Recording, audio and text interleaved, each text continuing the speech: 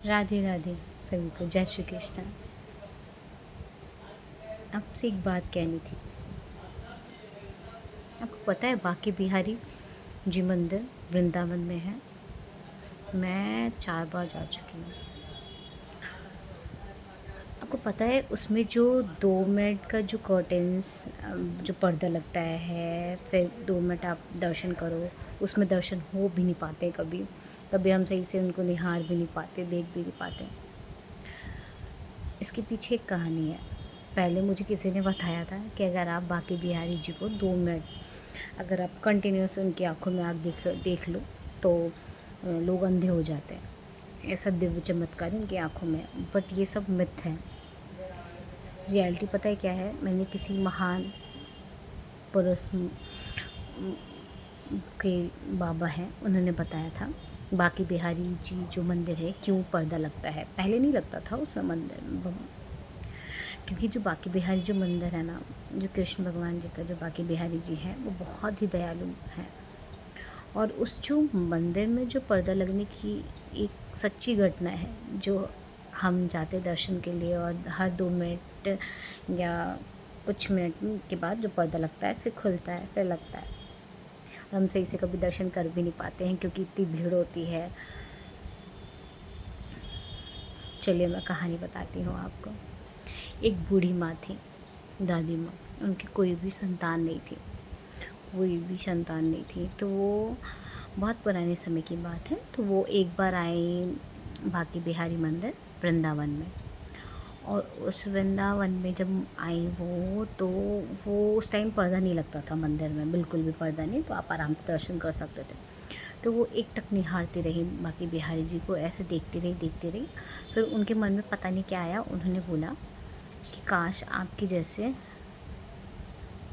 आपके जैसे मेरा भी एक संतान होती जो मेरा देख रेख करती, जो मेरे साथ रहता। एक पुत्र आप ही के जैसा सुंदर मनमोहक होता और मेरी देख रेख करता, मेरे साथ खेती बाड़ी करता रहता, और मैं अपनी जितनी भी जायदाद या जो भी मेरी संपत्ति है मैं उसके नाम कर देती। वो देख रही थी, ऐसे देखते देखते क्या हुआ, सोचते सोचते वो दर्शन करी और चल पड़ी। बाकी पता है क्या हुआ? बांके बिहारी जी जो थे, जब गई ना तो उनके साथ एक युवक जा रहा था। अचानक से उनके पीछे पीछे चला गया उनके गांव। पीछे पीछे जब गया तो वो दादी माँ के पीछे चल रहा था। फिर जब गांव उनके घर तक पहुंच गया, और जो पीछे देखी एक युवक है, तो उन्होंने बोला आप कौन हैं?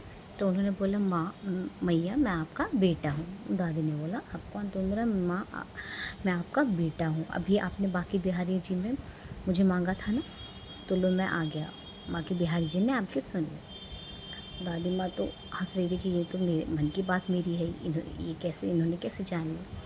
तो उन्होंने भी, दादी माँ ने भी कुछ नहीं बोला और हंसते हुए उस युवक को स्वीकार करके उनके साथ रहने लगी। और वो उनके साथ, दादी माँ के साथ रहता था, खेती बाड़ी करता था, खाता पीता था, सब रहता था।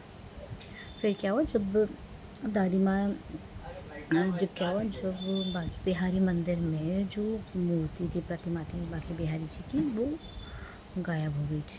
जो मूर्ति थी वो गायब हो गई थी। और जितने भी पुरोहित थे, पुजारी थे, वो तो भैया हालत ख़राब हो गई थी कि कहाँ चली गई मूर्ति, यहीं तो थी प्रतिमा, ये कहाँ चली गई। मतलब उनका जो स्थान था वो खाली हो गया था। लोग दर्शन नहीं कर पा रहे थे, सब विचलित हो रहा था, हर जगह हाहाकार मच गया था। फिर पता नहीं किसी ने बोला कि एक बूढ़ी माँ आई थी इस टाइम।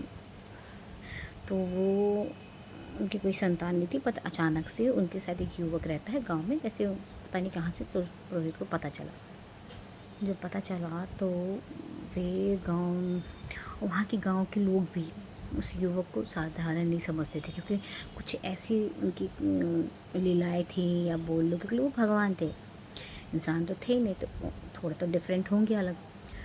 तो गांव के लोग भी ना कुछ उनको ना भगवान जैसा ही सब मानते थे, क्योंकि उनकी कुछ ऐसी लीलाएं थी।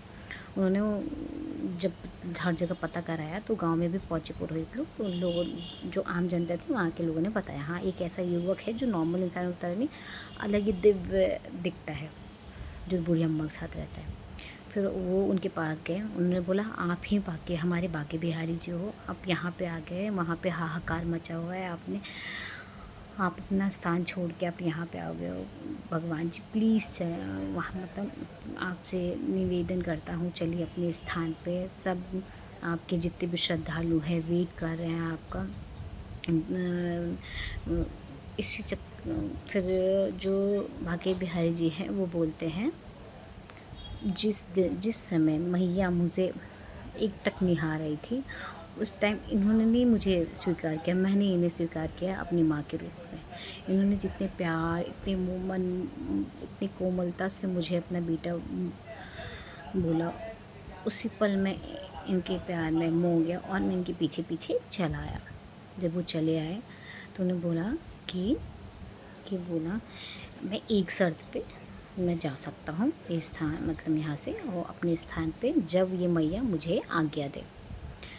अब पुरोहितों ने माँ से, वो जो दादी माँ थी उनसे बोला कि मैया मैं क्या आप आज्ञा दे दें इन्हें, क्योंकि आपकी जब तक आप हाँ नहीं करोगे तब तक वो तो नहीं जाएंगे। तो फिर क्या हुआ, मैया ने फिर थोड़ा तो उदास थे कि वो उनके साथ अच्छे से रहने लगी थी, लेकिन फिर बाद में कहा नहीं, महाराज मतलब बांके बिहारी जी जो भी बोलते थे उनको कि आप जाइए, आपका जाना बहुत ज़रूरी है, कि बहुत सारे ऐसे भक्त हैं ऐसे श्रद्धालु हैं जो आपके दर्शन के लिए ललायित हो रहे हैं, तो आप जाइए। फिर वो क्या बोलते भगवान बांके बिहारी जी हैं जो युवक के रूप में थे, वो फिर अपने स्थान पे चले जाते हैं। फिर पता है क्या होता है, कुछ दिन बाद जो मैया की बीमार पड़ती हैं तो बीमार मतलब वो एक दिन मिलने आती हैं बांके बिहारी जी से, और अपनी मृत्यु से पहले अपनी जितनी भी संपत्ति है वो बांके बिहारी ट्रस्ट के नाम कर जाती है, उनकी डेथ हो जाती है। बस यही कहानी है। इसी वजह से जो वहाँ की जो श्रद्धा, जो पुरोहित या महाराज है, इसी वजह से वो पर्दा लगाते हैं 2-2 मिनट में, ताकि कोई भी भक्तगण उनको एकटक ना देखते रहे, क्योंकि बांके बिहारी बहुत ही दयालु, बहुत ही कोमल हृदय के होते हैं, और वो मतलब अगर कोई भी सच्चे मन से अगर उन्हें स्वीकार करे या तो उनकी आराधना करे, मैंने कहती हूँ पूजा करे, बस मन से अपने कर्म अच्छे रखें, तो वो ऐसे मोहित हो जाते हैं उस श्रद्धालु के प्रति कि मैं बता नहीं सकती। आपको बिलीव नहीं होगा, मैं 4 बार जा चुकी हूँ और मैं वो फ़ील करती हूँ। मैं जब वहाँ जाती हूँ ना तो मेरी आँखों में आंसू होता है। बहुत अलग ही एक कनेक्शन है। एक बार जाइए आप।